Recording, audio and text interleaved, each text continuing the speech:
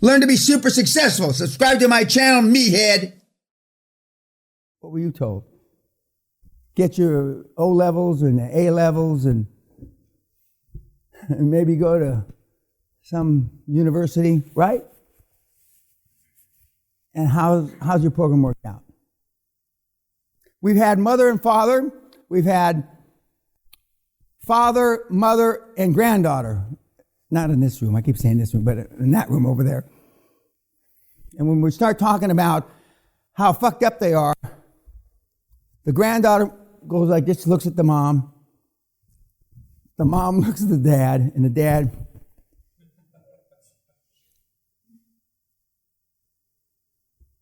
And we don't have to even get them liquored up. The mothers say we fuck up our kids. Now, 99% of the fuck up is not on purpose. But whether it was on purpose or not, kids, it doesn't really make any difference, does it? If they fucked you up.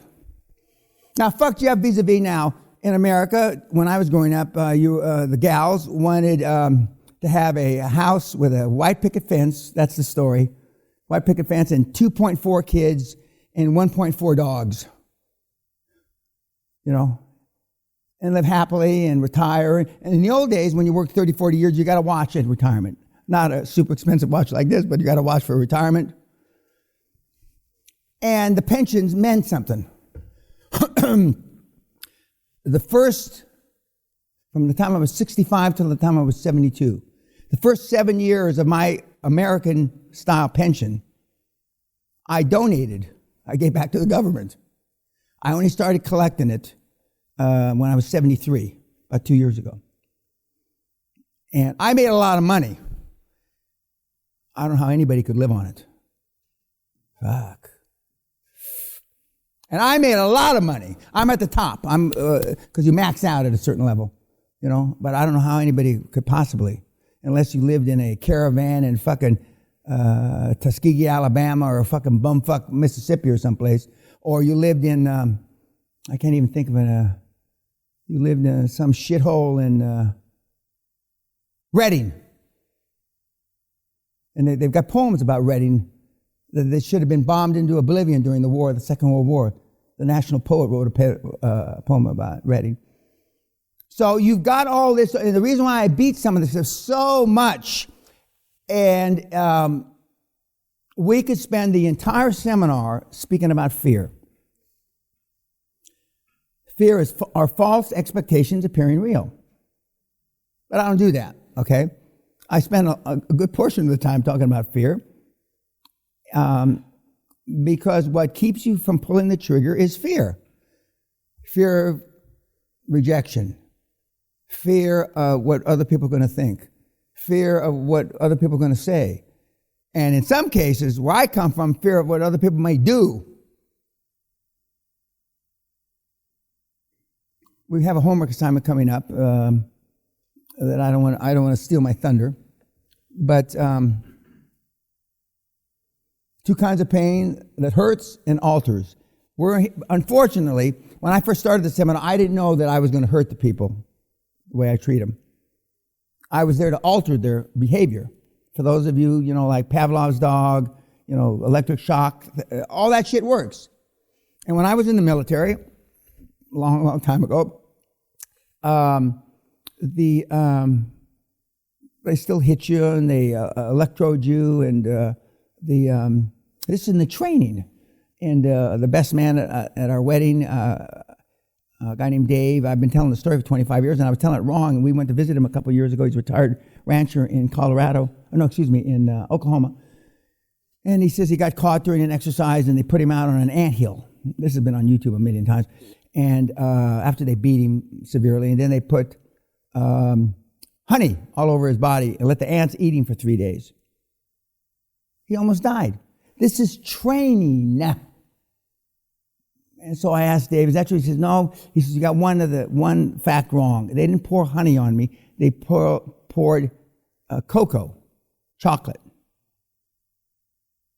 But he almost died. This has been the training. And this is the training I went to. And so this is the same kind of training my father gave. But I didn't realize that it was going to hurt your feelings. All I want to do is alter your behavior. Now, this is at the bottom of your reports that you're going to write yourself. There's a section, what am I not telling Dan? And this is a recent one. I wanted to give you a progress update. I visited 5 banks last week and have a meeting with 3 more next week. I used to see 5 banks a day. A day. I want to start seeking the ideal lenders, bad word, lenders, week after next. Funny story, I was walking in between banks that I had pre-scheduled meetings with and walked by a Bank of America branch. I walked in and at first they asked if I was there for a mortgage. I was dressed accordingly, like this, and I said, does it look like I'm looking for a mortgage? Anyway, the bank manager brought me in his lender's office and told him our deal was hundreds of millions. Long story short, they contacted the corporate bank on the 35th floor of the IDS building. I guess that's a building. No one available, so I left. I got about 2 blocks away in the skywalk. This is Minneapolis, where they have skywalks. And the bank manager was running down the skywalk, yelling, hey, sir, we got a hold of of Travis, I guess that's his name, and he is on his way down. Can you come back? And then he says, ha, ha, ha. He was so out of breath he could barely talk. They will chase you down the streets to put money in your pocket. They will chase you down the streets. And when you write this stuff out and you review it, and my suggestion to you, and when Dad suggests, that means listen, meathead, is you do daily reports for yourself. Because there's no more crystal clear way to find out whether you're accomplishing anything unless you're writing it as you write it at night. And then when you do your affirmations and goals, which we'll show you how to do later, and you read your affirmations and goals, and then you look at the results of your daily report. And if the results from your daily report do not directly support your goals, then something's wrong. And that's how world-class athletes, which I've had the privilege of training some, they review their shit daily. You're going to get this. This is our template for how you look at deals. And it's not important. It's self-explanatory. But you go through, and for example, debt to EBITDA. These are the various acquisition candidates on the left, and I've changed the names, so these aren't the real names. Otherwise, you'd be calling them. I didn't even think of that a few years ago. And this was a guy's deals, your deals. And then we had 4 seminars, 100 people, meatheads, calling your deals and fucking up your deals. Never dawned on me that you would do that. So now we put phony names. And it says, what their margins are. Now, the ones that gross margin, I tell you should have gross margin between 20 and 40%. There are only 2 people in this room that have that big of margins. 2. And you're still running the business into the ground for shit. If you can't make a business run on 40% margin, you ought to kill yourself. Metaphorically speaking, of course. Everybody deserves to live. So it says what the margins is. So you go down the margins, gross margins. 100%, that's a great one. 21%, maybe. But that's the only 2 that are worth a shit on there. And he spent all this time on all these fucking acquisition candidates for 2. In the templates, it's going to show you, and you're going to see how Josh does it and how I do it, that you want 3 years. You want 3 years financials, and most of their financials are going to be like QuickBooks shit, which doesn't mean anything. We all know that QuickBooks means nothing. QuickBooks are what you put in there, okay? And you want 3-year tax returns, because most people won't lie on the tax returns, except for in Asian countries. They don't lie on the tax returns because you can go to jail. But it's part of your honor if you lie on your tax returns in India and China. So you want 3 years tax returns, and you want their financials. And when I show you how to scan the financials in about between 10 and 45 seconds, you can figure out what the gross margin is instantly. And if the gross margin is 2%, next. If they won't send you the tax returns, next.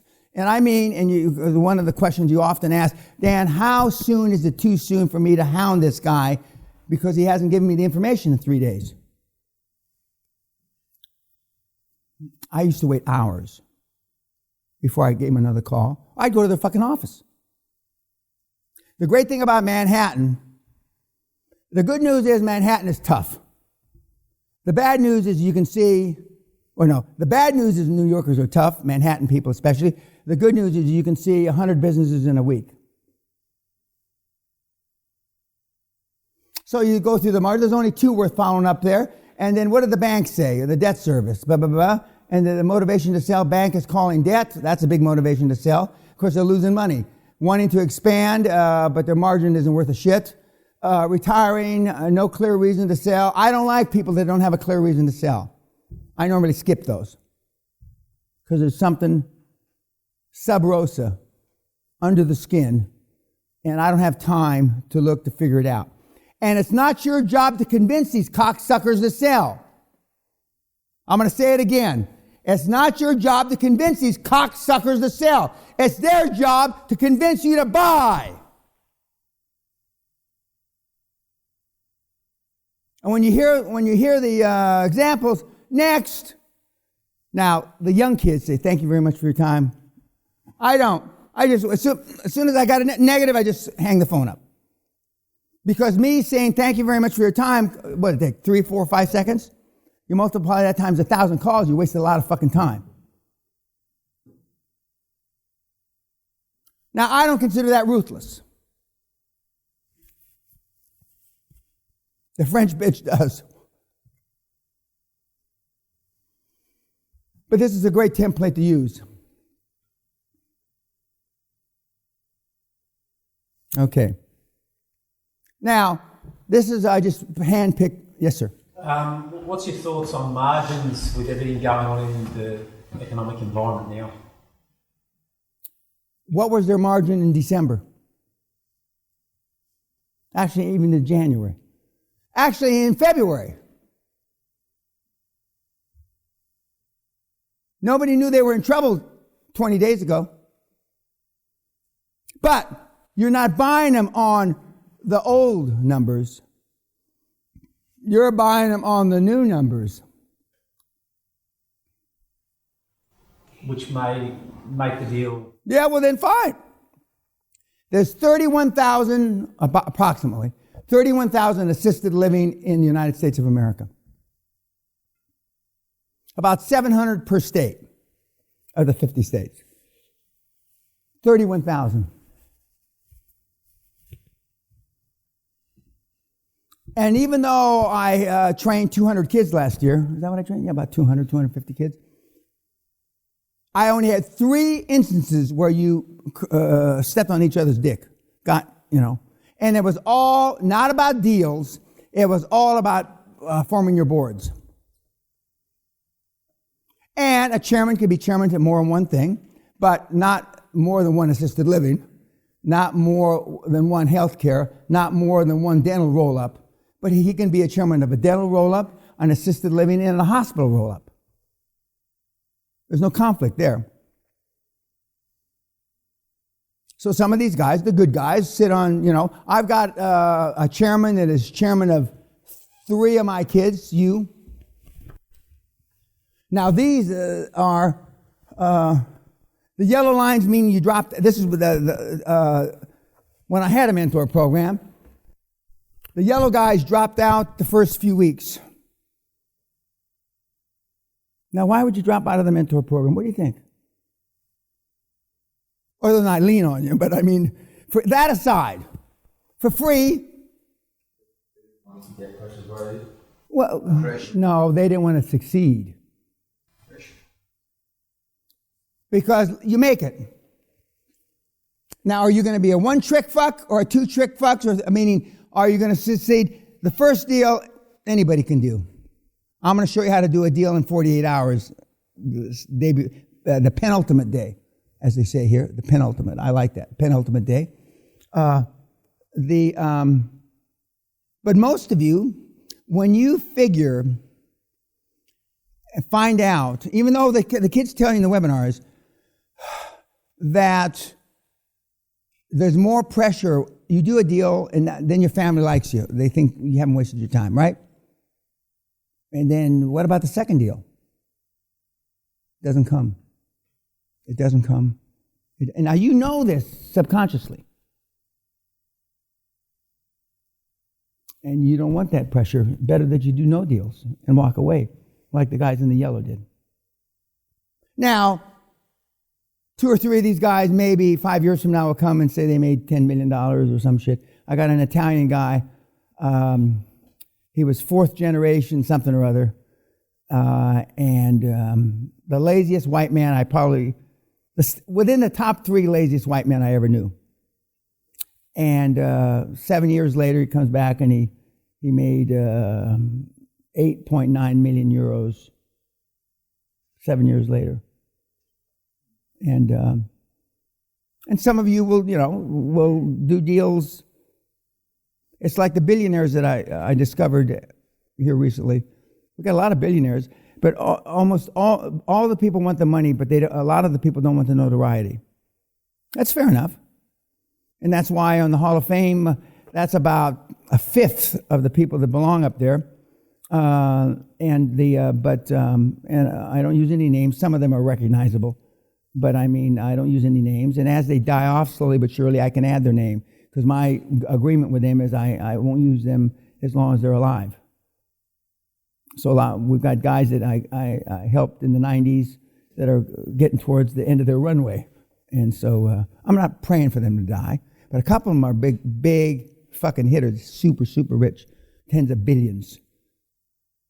And now to move the needle on my deal, you got to do a lot of deal. You got big money. But we can pretty much substantiate we have created $1 million with 1 million people, which is $1 trillion. That's not counting the guys that have done 20 billion, 50 billion, 500 billion, Klaus at the fucking NEOM. That's not counting those guys. Those are just 1 million mooches, meatheads that did 1 million. Yes, sir. When you visit the banks, could you visit several branches at the same time? Yeah. Okay, another myth. As Margot said, 3 different E&Y offices, I think it was E&Y, whatever the Big Four accounting firm was, 3, all from Southern Florida, and she signed up the 3rd one, the 3rd of the branch. Most of the rumors or myths about your credit and credit. We've had people that have been bankrupt for $600 million do a deal, bankrupt, and they didn't wait to 7 years because supposedly 7 years and you're cleaned up. I forget what they call it. That's all horse. That is all horse shit. Somebody wrote a book that nobody fact checked. That's not true. It just isn't. You calling on banks does not ruin your credit rating. You calling on 10 branches of the same bank, so what? That's what's great about Manhattan. Bank of America or Citibank has probably got 50 branches in New York City. Maybe more. So they don't centralize data? No. They centralize the loan, whether they're going to approve your loan, but they don't centralize information. Just like the CIA doesn't know what the NSA is doing, that doesn't know what the FBI is doing, which doesn't know what the IRS is doing in America. Same in this country. Now, someday when that happens, that's never going to... Do you think they're worrying about that now with Corona? Fuck. I hear the federal employees are worried about getting laid off. You think they're going to take care of your fucking business when they may not have a paycheck next month? Do you honestly think that? What island have you been living on? Even my Vietnamese general manager with an eye patch and no teeth. Forevermore, when I look at you, I take off my glasses, I can see her because I can't see you clearly. Now you just kind of look like an amorphous, I can't tell. But she was my best manager too, that little shit. Tough as fucking nails. She only shot one person, though. She had the chance to shoot 3. But then, after the second one slapped her, was able to get his hand underneath the bulletproof glass and grab her by her little skinny neck and bounce her head off the glass. That was the last person that ever did that. The third person, boom! That only has to happen to you once. She prayed a lot. She prayed a lot. I said, you don't have to pray. He was a scumbag anyway. The bad thing is he didn't die. Because I would have put a picture of him, last guy to abuse employees, dead, and put a big fucking thing there.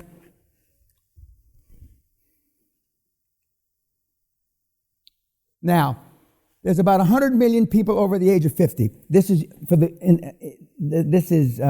specified to specific to the U.S., but it's the same all over. They own 14 million businesses. So business ownership in America is about 14%. Similar statistics here in the UK. I don't know about Bulgaria and places like that. 11,000 people retiring daily implies around 1,500 businesses are moving into exit each day. That is a buyer's market and this is before Corona. I can't get any real numbers because they don't know yet. And even when they get the numbers, the government's not going to publish them because they're going to be 10 times worse than everybody thinks they are. That is a buyer's market because there is a surplus of businesses to buy and not enough buyers. Wow. And now there's Corona. I have put down the Corona. Okay. Wow. There's Corona now. Okay. Around 14 million of the 26 million U.S. businesses are owned. We know that. The boomers are 55 to 74, own 41% of all businesses. Gen X, 39 to 54, own around 44%, which includes a large proportion of the 50 to 54 crowd mentioned above. Millennials own 12%, and the silent generation, 75 and older, which was me, they shall be missed. Gee, that's nice of them to say. They shall be missed. Hardest working people ever, I agree. The rest are publicly traded. The silver tsunami, which is the old people, not the tsunami that I'm talking about, is retiring, turning 65 at the rate of 1,100 people per day, and that means 1,100 people that own businesses in America, 11,000, are retiring daily. Does everybody understand that you're never going to run out of prospects? The numbers are smaller in the UK, but similar. The numbers are smaller in Canada, but similar. The numbers in the EU are smaller, but similar. You will never run out of prospects to hunt down and buy. Never. In your lifetimes. Now, if I was filling up Wembley Stadium for seminars, it's different. But I'm not. And part of the reason I don't is because I want to be able to keep track of the numbers. Even though we've got a lot of billionaires, not too many of them tell me about themselves. Cheap businesses with a few buyers. We know that. Yes, I'm listening. The last note, you mentioned something about tech being overvalued. Are you what being overvalued? Tech companies. Yeah, they're all overvalued. Not all. That's a Trump exaggeration, but most are overvalued. You used to say that either go into healthcare or telco, which is morphed into the internet, didn't morph into tech. Right. But what about cybersecurity? Cybersecurity and artificial intelligence are the two hottest industries on the planet right now. They're sizzling. You could fry eggs off of them. But they're also selling at between 15 and 50 times earnings, which makes them, up till now, unbuyable. Up till now, unbuyable. Not now. I've told, I sent a note out to the kids. Go back to all those, the ones that, the fish that got off the hook. Now you can scoop them up with a net. Even the tech firms? Pardon? I am in the tech firms. Now sellers finance they're never going to get out. You can paint a picture legitimately that a 50-year-old man that has a tech firm that before was valued at, let's say, $25 million without having to look at the revenue reduction, it's probably worth 40% of that. And so you buy, and we'll show you when we structure the deals, we'll show you how to structure the deal, that he can still participate on the upside, but he will never get the price. Those price equations are forevermore gone. Gone. And for those of you that have those kind of businesses, if I had another course to sell, yeah, bullshit you, about something, but I mean, it's history, guys.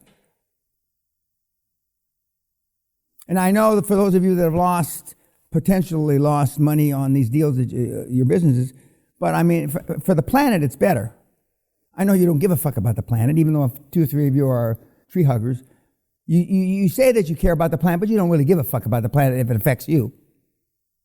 Fuck the planet.